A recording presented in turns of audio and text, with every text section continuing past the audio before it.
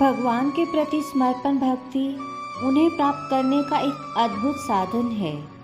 कामना युक्त भक्ति से भी भगवान प्रसन्न होते हैं। महत्वपूर्ण बात यह है कि कौन किसके पास जाता है, किससे मांगता है। संसार से अपेक्षा प्रभु से मांगने में महानता है। समय आने पर ऐसी भक्ति इच्छा रहित हो जाती है और पूर्णता की ओर प्रवृत्त होती है। महाभारत शुरू होने से पहले भगवान श्री कृष्ण ने अर्जुन को गीता का ज्ञान दिया था। इस गीता का 7वां अध्याय पितृमुक्ति और मोक्ष से जुड़ा है। ज्योतिष के अनुसार पितृपक्ष में गीता के 7वें अध्याय का पाठ करने से पितृदोष से मुक्ति मिल जाती है। गीता के 7वें अध्याय में श्री कृष्ण भगवान ने अर्जुन को परम सत्य का ज्ञान करवाया है। जो लोग इस परम सत्य को सुनते हैं उनके पितृ परम ब्रह्मा में लीन हो जाते हैं और पितृदोष से मुक्ति मिलती है।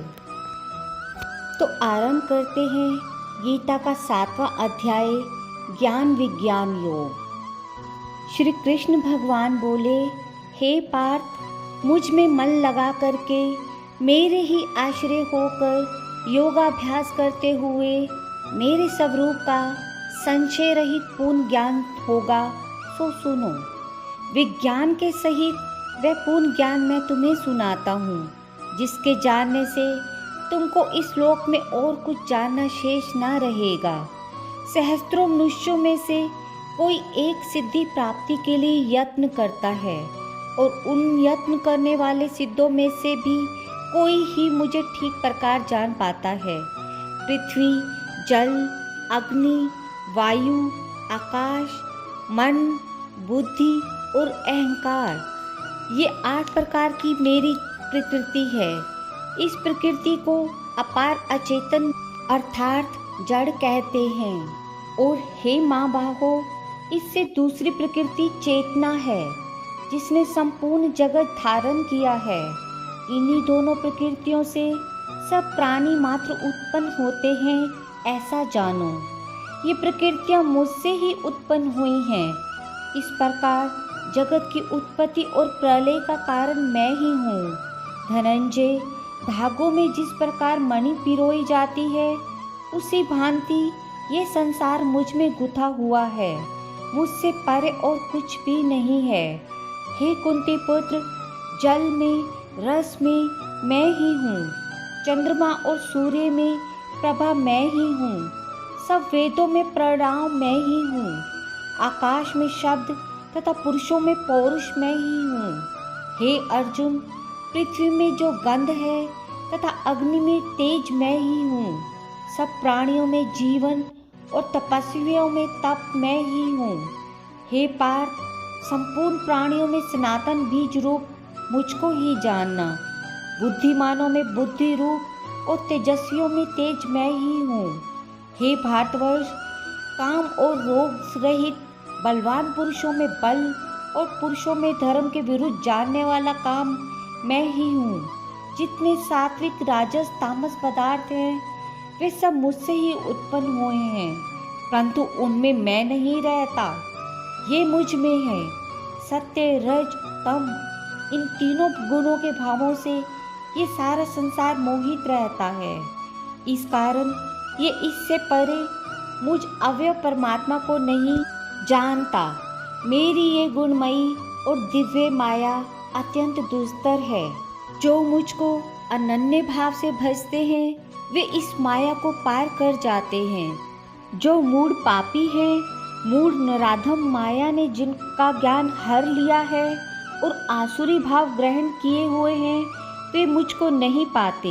हे अर्जुन, 4 प्रकार के मनुष्य मुझको भजते हैं। दुखिया, जिज्ञासु, ऐश्वर्य की कामना करने वाले और ज्ञानी।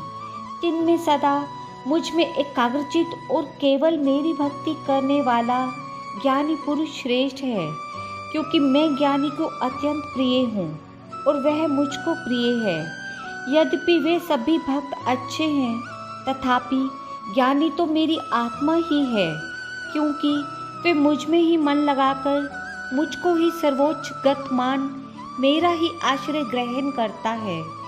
अनेक जन्म के अनंतर ज्ञानी मुझे पा लेता है। ऐसा महात्मा अत्यंत दुर्लभ है जो सब जगत को वासुदेवमय समझे। अपनी अपनी प्रकृति के अनुसार मनुष्य भिन्न भिन्न काम वासनाओं से अज्ञान में डूबकर उन फलों की चाहना से अन्य देवताओं के अधीन होकर उनकी उपासना करते हैं।